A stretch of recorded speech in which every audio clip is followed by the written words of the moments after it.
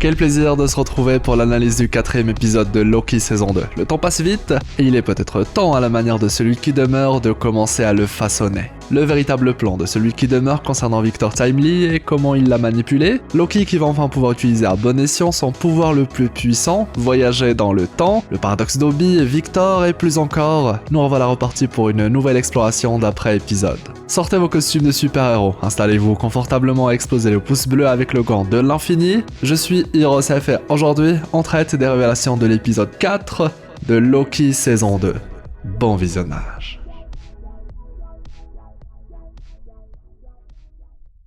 Et si je vous disais que tout ce qui se déroule dans cette saison 2 de Loki faisait partie du plan de celui qui demeure pour retrouver sa place, y compris la rébellion de Miss Minute et Ravonna.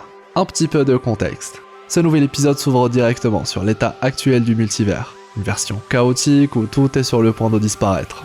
Cet endroit, vu de l'extérieur et où se trouve la citadelle de la fin des temps, on l'a déjà visité dans le final de la première saison. Mais là où l'ordre régnait, désormais évolue le chaos. Ce que disait celui qui demeure était vrai, le tuer c'est signer le retour de l'anarchie multiverselle. On retrouve Miss Minute et Ravonna, au moment même où se termine l'épisode 3. Il est déjà l'heure des révélations. On apprend alors que Ravonna, cette Ravonna-là, était déjà présente à la création du TVA. Ce n'est pas n'importe quel variant. C'est la Ravonna qui a aidé celui qui demeure à être celui qui demeure, le seul variant restant, celui qui a gagné.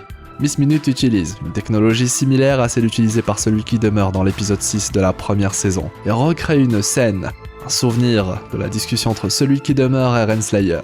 L'enregistrement audio écouté par Loki dans le premier épisode est maintenant accompagné d'images. Ravonna Renslayer était le général de l'armée de celui qui demeure. Elle a même participé à la guerre d'après les dires de ce dernier. Puis, elle a été trahie, écartée. Pire, celui qui demeure a effacé sa mémoire. Elle et tout le reste du TVA, le fameux secret teasé par Miss Minute. Les variants de celui qui demeure et lui-même peuvent posséder plusieurs différences. Mais pour l'instant, un trait de leur personnalité semble être commun. Il est hors de question d'avoir des partenaires, ce qui en révèle beaucoup sur ces variants et comment ils finiront tous par se faire la guerre. Être plusieurs à régner sur le multivers, c'est inconcevable, alors partager le trône avec Ravonna, ça l'est encore plus. Déjà qu'il n'accepte pas d'autres lui-même. Dans la scène en question, il est d'ailleurs possible de voir 2 chaises, prévues initialement pour celui qui demeure et Ravonna, et la suite, on la connaît.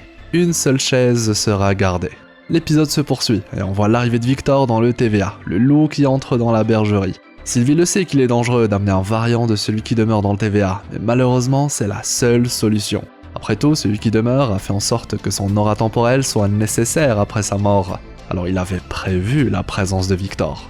L'occasion d'ajouter une couche de paradoxe sur ceux déjà présents. Le savoir de Victor lui vient principalement du manuel du TVA, un manuel écrit par Obi. Sauf que là encore, Obi n'a pas tout inventé, il n'a fait que rédiger un manuel qui décrit les découvertes de Victor Timely, sa technologie et ses inventions. En somme, il s'agit d'un bootstrap paradoxe, connu également sous le nom du paradoxe du grand-père. Ni Victor ni Obi sont à l'origine du manuel, ils le sont tous les deux en même temps, mais ils ne le sont pas non plus tous les deux.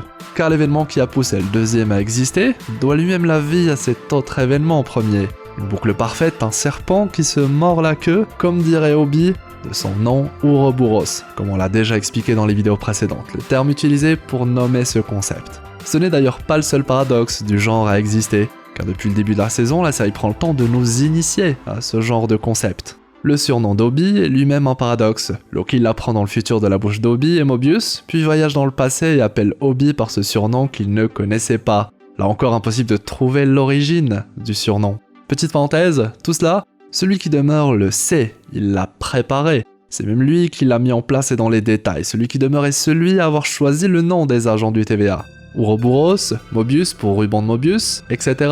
On le sait que ce ne sont pas les vrais noms. Leurs noms reflètent seulement leur place dans le plan de celui qui demeure. Un seul agent du TVA a possiblement eu le luxe de garder son vrai nom. Et c'est Ravonna Renslayer qui, malgré avoir perdu la mémoire, a pu garder ce nom car elle reste tout de même la personne qui a aidé celui qui demeure à gagner la guerre. Celle qui avait, en sans doute, gagné son cœur. Et là, c'est le début des révélations concernant le plan de celui qui demeure. Comme par hasard, la création ultime de Victor Timely est un objet capable d'aider le cœur temporel à maintenir le surplus de branches.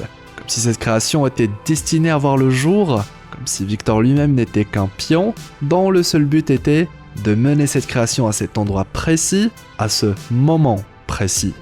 Et... comment dire, Victor Timely est un variant qui a été contrôlé depuis sa naissance. On sait que les variants Kang sont tous nés au 31e siècle, alors Victor n'est pas originaire du 19e siècle. Celui qui demeure a seulement manipulé la timeline pour que ce dernier y soit à ce moment précis. Il faut qu'il possède les idées, mais pas les moyens de mener à bien ses projets. Il n'existe que pour créer l'outil capable de sauver le cœur temporel. Rien de moins, rien de plus. Un variant celui qui demeure au 19e siècle, c'est comme un Loki dans le TVA.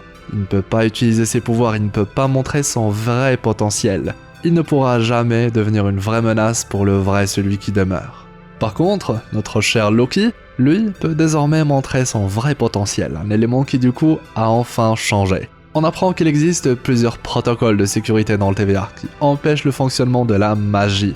Il y en a sûrement d'autres de ces protocoles dédiés à d'autres pouvoirs. C'est pour cela que les pierres d'infinité sont elles aussi inutilisables dans le TVA. De nouvelles révélations qui s'ajoutent dans le panier. Obi reboot alors le système, se débarrasse de Miss Minute et permet enfin l'utilisation de la magie, permettant deux Loki sur place de se faire plaisir. Enfin. Et c'est fou de voir comment ils arrivent très vite à reprendre le contrôle une fois qu'ils récupèrent leur pouvoir. Après tout, ce sont des dieux.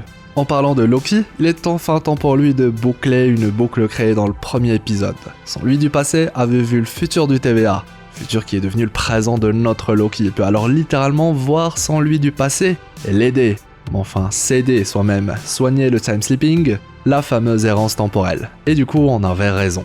De son côté, Miss Minute nous refait encore du Miss Minute. J'adore ce personnage. Et au moment de disparaître, enfin être redémarré, elle annonce à Victor qu'il ne sera jamais comme celui qui demeure. Celui que Miss Minute respecte, craint, aime, celui qui l'a créé. À l'arrière-plan, une fresque du véritable celui qui demeure est alors visible. Quant à Renslayer, Ravonna, elle a perdu. Elle est prunée par un X5 manipulé mentalement et envoyée dans le Void. Il est temps pour elle de découvrir le Void, qui sait, rencontrer Alayot, ou pire, rencontrer le seul être capable de survivre dans le Void, les variants Loki.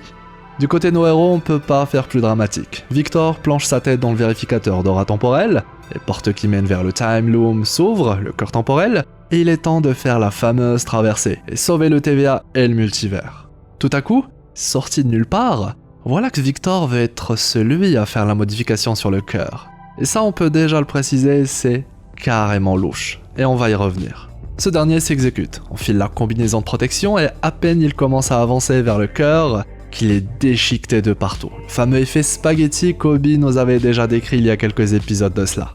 Les radiations temporelles sont tellement fortes qu'il est désormais impossible de faire quoi que ce soit. Le corps temporel explose et tout le monde meurt. Une sacrée fin d'épisode. Bon, on le sait que c'est pas la fin, il reste encore 2 épisodes et on se doute même de comment les choses vont évoluer. Déjà, attendez 2 petites secondes. Donc là, vous me dites que Victor Timely, le personnage le plus méfiant de tout le Marvel Cinematic Universe, veut comme ça tout à coup faire l'action la plus dangereuse de sa vie et risquer de mourir. Il voulait même pas suivre Loki et Mobius. Il parlait de méfiance et du fait qu'il vient d'un endroit où on ne fait confiance à personne pour finalement faire un tel choix. C'est carrément louche comme changement de personnalité. Il ne voulait même pas mettre sa tête dans le détecteur d'aura. C'est comme si quelque chose lui avait brouillé l'esprit pour que soudain il souhaite le faire lui-même. Tiens, un détecteur d'aura où il faut glisser la tête. Ah vraiment, on pouvait pas faire plus simple. Dans la première saison, Loki aussi, on a prélevé son aura temporelle, mais ça ressemblait pas du tout à ça. Et si en réalité le détecteur d'aura faisait autre chose? Il vérifie l'aura et s'il s'agit de celle de Victor ou n'importe quel autre variant, il le pousserait à risquer sa vie. Un protocole de sécurité mis en place par celui qui demeure. Peut-être. Vraiment une partie très curieuse de l'épisode, surtout que Victor décide d'un coup de changer d'avis. Attendons le prochain épisode pour en savoir davantage. Quant à la mort de tout le monde, c'est malheureusement arrivé. Sauf si Loki arrive à changer le cours du temps.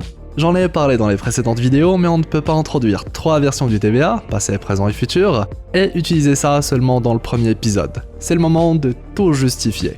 Le temps ne se déroule pas dans le TVA de la même manière qu'en dehors. Les changements sur le temps agissent immédiatement dans le TVA, comme lorsque Loki parle à Obi dans le passé. Et de la même manière, il est possible de changer le futur du TVA, sa destruction, en altérant le passé. Sylvie possède encore le pad temporel de celui qui demeure, et pourrait s'échapper au moment de l'explosion avec Loki, dans une version passée du TVA. Ou alors, encore mieux, le fait de s'auto-brouiller, boucler la boucle, n'a possiblement effacé l'errance temporelle que pendant le temps de la boucle. Loki pourrait avoir récupéré l'errance temporelle. Dans un cas comme dans l'autre, elle est là notre solution, l'errance temporelle de Loki. Se réveiller dans le prochain épisode dans une version passée du TVA, où personne ne le connaît, et voyager entre passé et ancien présent, reparler avec Mobius, Obi, etc., jusqu'à réussir à trouver le moyen de sauver le TVA avant d'arriver dans le futur. Quand Victor a essayé de modifier le corps temporel, il était déjà trop tard. Il suffit alors de posséder tous les éléments nécessaires au changement plus tôt. En bref, il est enfin temps d'utiliser le temps.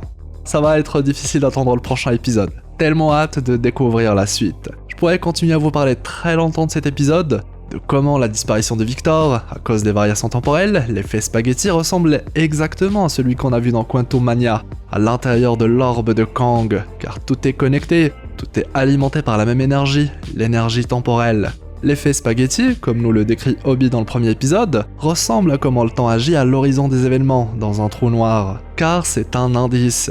Le TVA en lui-même se trouve à l'intérieur d'un trou noir, c'est pour ça que le temps agit complètement différemment dans le TVA, etc. etc. Des révélations, des théories, des folles idées, cette série n'en manque clairement pas. Et ça, c'est beau. Si vous avez apprécié cette nouvelle exploration, je compte sur vous pour le pouce en l'air, le fameux pouce bleu avec le gant de l'infini. Et aussi dites-moi dans les commentaires ce que vous avez pensé de tout ça, vos avis, idées ou théories. Et puis abonnez-vous pour ne rien rater, on débriefe la saison 2 de Loki chaque semaine après chaque épisode. Et je vous mets d'autres vidéos en annotation si vous souhaitez explorer d'autres sujets. Une belle journée, une agréable soirée. C'était Hirosef, votre explorateur d'univers préféré, pour vous servir.